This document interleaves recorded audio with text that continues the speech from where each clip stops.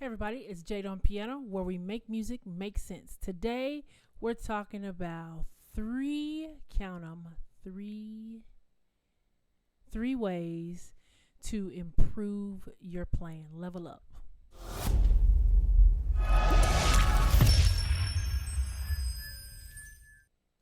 Okay, so 3 ways. I'm going to tell them to you right now. Let's start with number 1. The reason we want to improve our playing. This is going to help us almost instantly. And I say almost instantly because it's going to require work either way. If you don't want to work, it's not going to improve anything. First thing, this is top of the list. Eliminate your weaknesses. What do I mean by that? I watch a lot of people practice when I'm teaching privately and just, watching people when I'm out in public and people are practicing. You know what people do? They practice their strengths. They don't practice their weaknesses. They practice their strengths possibly because it gives you a level of validation. It's like, yes, I can do this. And you can feel good about yourself. That's great. There's nothing wrong with that. But you also have to build in practicing and eliminating your weaknesses. Okay?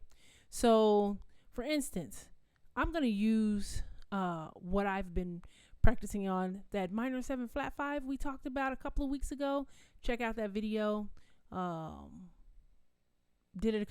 done a minor 7 flat 5 video the last 2 weeks. So check out both of those actually. But it started talking about the fully diminished to the diminished. Fully diminished to the half diminished, or also minor 7 flat 5. And this is what I mean by practicing your strengths. This one I'm pretty good at. I'm getting pretty good at. And I mess up just when I say that. That. Cannot see. Let's try this. Right? I've been practicing just this. Okay. That's in the... I'm really going to the G chord. But using those same fully diminished chords over here, check this one out. It's going to a different place. This one, now I know for myself, you have to be honest with yourself when you're practicing and eliminating your weaknesses. This one is not as sharp.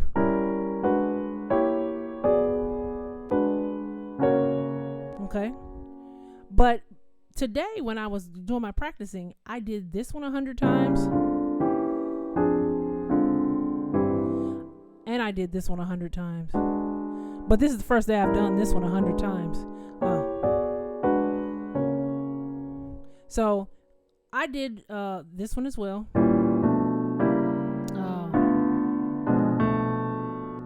Let's fix that.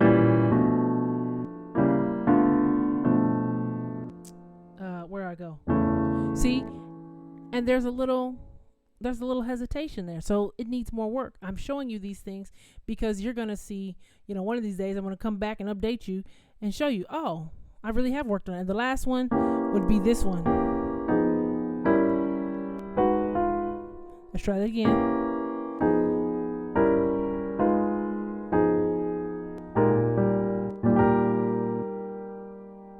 I'm going to do it again for my own benefit. Which one is it? This one.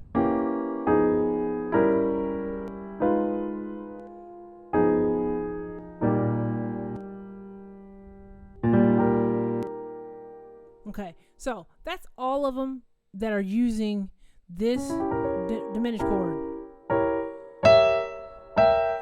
I wanted to get a whole set done. I have not even done this one, like going here. So from here,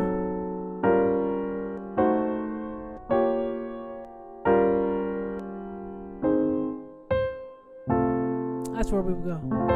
Something like that. As you can see, that would be me eliminating a weakness, but I'm not even working on that one yet because I have to eliminate the weaknesses in the other part. Okay? So that's number 1, top of the list, because we have to eliminate the weaknesses. We have to be honest with ourselves about what is not our strength and work it up. Like I said, I did all 4 of those 100 times a day. It's not yet fluent. Takes a little time. Sometimes more than I would. For me, a lot of times when I really am working something up, I like to do it at least 1,000 times. So if I get to practice every day for the next 10 days, I can be done with 1,000 every 10-day cycle on all 4 of those, because I did all of them today, and that took me less than an hour. Number 2, get my little list. Gain control by strengthening your hands. What do I mean by gain control? A lot of times we're sloppy and cannot we cannot execute the things that we're trying to play because our hands are simply too weak. So a lot of times when people first start playing scales, I'm going to play the C scale really quick here. They can't play the scale. It's painful, and you want to have good form, good hand positioning, and all that. They can't play it, and that's 2 octaves of the scale.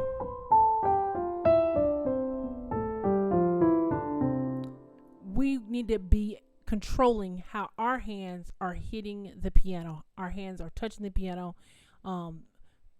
Fingers not flying every which kind of way. All of those things. Gaining control. When you're in control of your hands, because they're strong enough to play the parts. Sometimes, you see people. Now, this is not typical of me. I don't like stretching this much, but hold on. You can see people play a chord like this. You see how far I'm stretched? I've got that note and then that. This is quite a stretch. Or sometimes they'll grab all of that. You don't see me play chords like that because I don't practice chords like that. Now, people that do practice these chords, their hands are strong. They're controlling them. They can play with equal consistency. And this this is at the limit of my stretch. So it's not in the realm of comfortable. Now this, much more comfortable because I don't have to stretch that extra little bit. But if I were to actually play this chord, I'd probably do something like this and let the bass player handle that. But being able to control your hands, to play the notes, to hold down the notes that you want, to be able to fluently move up and down, we need to do that. That's number 2. So a way to handle that is to practice your scales. That was C major, all of them. A flat, for instance. You want to be able to play those things and have control over your hands without them cramping and being fatigued as a musician. Being fatigued means you're not going to get there as quick as you want to when it's time to play those different things. So that's number 2. And related to number 2 is number 3. Practice using a metronome. I know you hear this from a lot of people all the time, but for real, use a metronome. The reason I'm saying that is because you gain control by strengthening your hands, but you need to gain mental control and physical control of your tempo. You can have strong hands. You can have the strongest hands that you need to have to play. But if you cannot play in tempo, that's a weakness. You need to hit the chord when it's time to hit the chord, whether it's fast or whether it's slow. And the way to play fast is to work up from slow. So this exercise, in fact, let me pull up a metronome that I have on my phone. And here we go, metronome. And I'm going to, as it's pulling up here. Okay, so it's at 50 right now. I know you can hear that in the background. I just have it right here on my phone. You can see that like that. Okay, so here we go. I'm going to do that same. I'm going to do the one that I said was weak. And I'm just going to play it in quarter notes.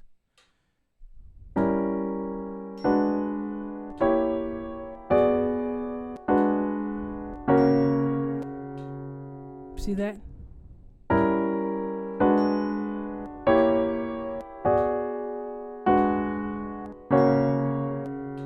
See that?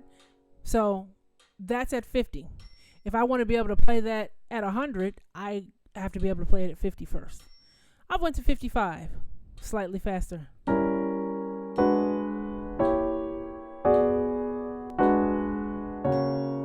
That's at 55. Now, if I'm doing that, you've heard me talk about me practicing before. Probably going to do it 5 times, move it up. 5. Practice it 5 times. 5 times the right way. Move it up, move it up. Eventually, I'm going to be at 80, and it's going to be still comfortable. When I get to my limit, maybe that's where I end for the day. Let me stop this. Maybe that's where I stop for the day. But then tomorrow, if I ended at 80, let me back it up to 70. Work into my 80. Work beyond the 80. And then that day, stop the practice. Really intense practice, let it alone. Let the strength build as far as your tempo. It needs to be internal. So whether you're playing with a drummer, whether you're playing with a click track, whether you're playing with a stem, whether you're playing without any of it at all, you need to have a good sense of rhythm. So that's number 3. Master your tempo. Those 3 things: eliminating your weakness, gain control by strengthening your hands, and then master your tempo. All 3 of those things can help you level up your playing. You didn't learn any new any new moves. You didn't learn anything.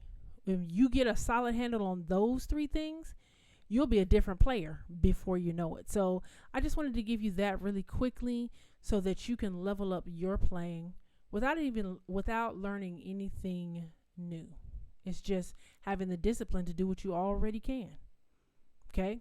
You guys, let me know what you're leveling up on this week. You guys take care and have a blessed week.